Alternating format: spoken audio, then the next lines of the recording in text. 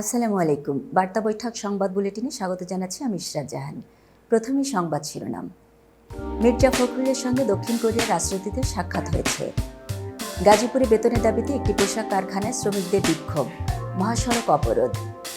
সাবেক শিল্পমন্ত্রী নুরুল মজিদ কারাগারে।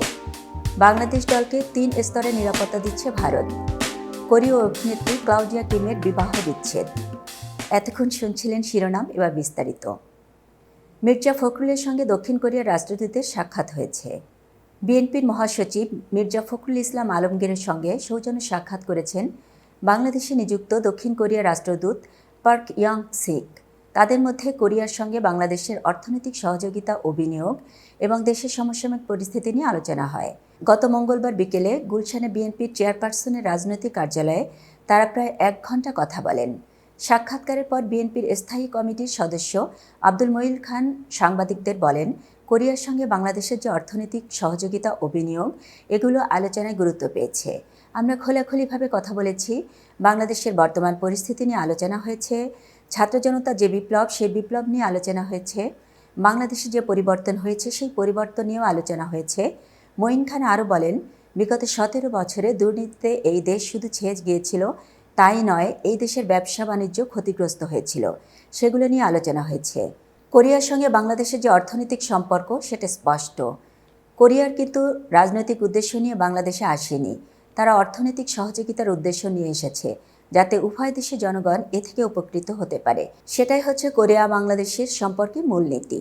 এই নীতি অনুসরণ করেই আমরা দুই দেশের মধ্যে অতীতেও সম্পর্ক বজায় রেখেছি।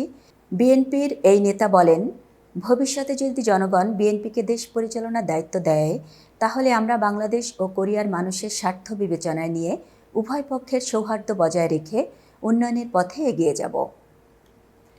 গাজীপুরে বেতনের দাবিতে একটি পোশাক কারখানায় শ্রমিকদের বিক্ষোভ, মহাসড়ক অবরোধ। গাজীপুরে 1 মাসের বকেয়া বেতনের দাবিতে একটি কারখানার শ্রমিকরা মহাসড়ক অবরোধ করে বিক্ষোভ করেছেন। আজ বেলা 11টার দিকে নগরের 6 দানা হাজিপুর পুকুর এলাকায় ঢাকা ময়মনসিংহ মহাসড়ক অবরোধ করেন তারা।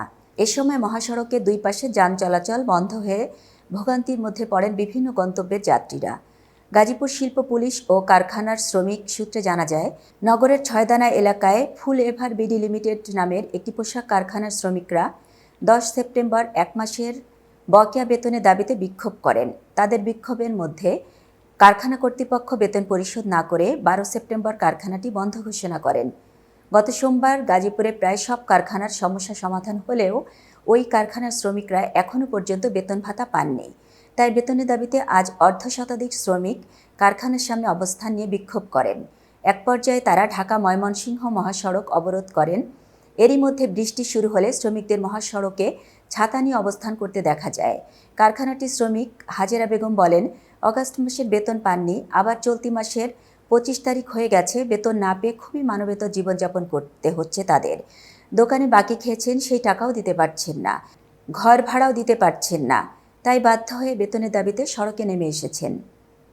সাবেক শিল্পমন্ত্রী নুরুল মজিদ কারাগারে। নরসিংদীতে হত্যা মামলায় অভিযুক্ত সাবেক শিল্পমন্ত্রী নুরুল মজিদ মোহাম্মদ হুমায়ুনকে কারাগারে পাঠানোর আদেশ দিয়েছেন আদালত। বুধবার দুপুর 12:15টার দিকে নরসিংদী জুডিশিয়াল ম্যাজিস্ট্রেট রাকিবুল ইসলামের আদালত এই আদেশ দেন। এই মামলায় আদালতে আসামিকে 5 দিনের রিমান্ড আবেদন করে বাদীপক্ষ। আদালত আবেদন মঞ্জুর না করে কারাগারে পাঠান। এর আগে মঙ্গলবার দিবাগত রাতে রাজধানীর গুলশান থেকে নুরুল মজিদকে গ্রেফতার করে আইনশৃঙ্খলা বাহিনী। প্রসঙ্গত, গত 4 আগস্ট মাধবদীতে বৈষম্য বিরোধী আন্দোলনে হামলা হয়।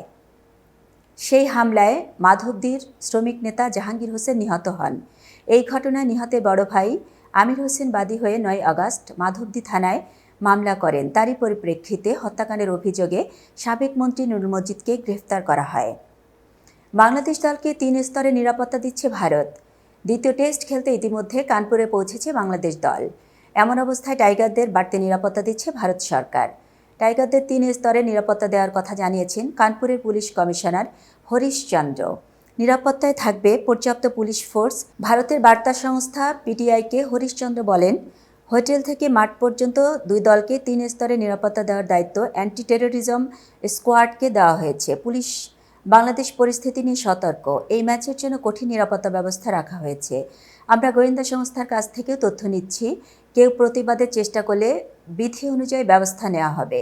তিনি আরও বলেন, কোনো ফাঁক না রাখতে আমরা নিরাপত্তা ব্যবস্থা পর্যালোচনা করছি। আশা করি চাহিদা অনুযায়ী পর্যাপ্ত পুলিশ ফোর্স পাওয়া যাবে। আগামী 6 অক্টোবর গোয়ালিয়রে প্রথম টি-20 ম্যাচের দিন বন্ধের ডাক আগেই দিয়েছেন হিন্দু মহাসভা। সংগঠনটির সহসভাপতি জয়বীর ভট্টাজ বলেছেন, হিন্দু মহাসভা ম্যাচের দিন গোয়ালিয়র বন্ধের ডাক দিয়েছে, তবে নিত্য প্রয়োজনীয় পণ্য এই বন্ধের আওতামুক্ত থাকবে। হিন্দু মহাসভার দাবি, গত 5 আগস্ট বাংলাদেশে শেখ হাসিনা সরকারের পতনের পর হিন্দু সম্প্রদায়ের মানুষের উপর নির্যাতন চালানো হয়েছে। প্রতিবাদে তারা কানপুরে দ্বিতীয় টেস্ট ও গোয়ালিয়রে টি-20 সিরিজের প্রথম ম্যাচটি হতে দিতে চান না। কোরিয়ার অভিনেত্রী ক্লাউডিয়া কিমের বিবাহ বিচ্ছেদ। 5 বছরের দাম্পত্য জীবনের রীতি টানলেন কোরীয় অভিনেত্রী ক্লাউডিয়া কিম। কোরীয় সংবাদপত্রের স্টার নিউজ বিবাহ বিচ্ছেদের খবর প্রকাশের পর ক্লাউডিয়ার এজেন্সি ওয়াইজি এন্টারটেইনমেন্ট বিষয়টি নিশ্চিত করেছেন। এক বিবৃতিতে ওয়াইজি এন্টারটেইনমেন্ট লিখেছেন, দুই পক্ষের আলোচনার ভিত্তিতে বিচ্ছেদ সিদ্ধান্ত নিয়েছেন ক্লাউডিয়া কিম। এজেন্সি আরও লিখেছেন, যদিও তারা আলাদা হয়েছেন, তবে একে অপরের প্রতি সহমর্মিতা থাকবে। বিষয়টি নিয়ে কোনো কটু মন্তব্য করা থেকে বিরত থাকার অনুরোধ করছি। 2019 সালে উইওয়ার্ক কোরিয়ার সাবেক প্রধান নির্বাহী কর্মকর্তা চামিন জিউইনকে বিয়ে করেন ক্লাউডিয়া। দুজনের সংসারে একটি মেয়ে সন্তান রয়েছেন। দ্য অ্যাটিপিক্যাল ফ্যামিলি সহ বেশ কয়েকটি আলোচিত ড্রামায় অভিনয় করেছেন এই তারকা অভিনেত্রী। কোরীয় সিনেমায়ও অভিষেক ঘটেছে তার। আগামী 9 অক্টোবর মুক্তি পাবে তার প্রথম সিনেমা আ নর্মাল ফ্যামিলি। এতক্ষণ বার্তা বৈঠকের সঙ্গে থাকার জন্য ধন্যবাদ। নতুন নতুন তথ্য ও সংবাদ পেতে বার্তা বৈঠকের ইউটিউব চ্যানেল ও ফেসবুক পেজের সাথেই থাকুন।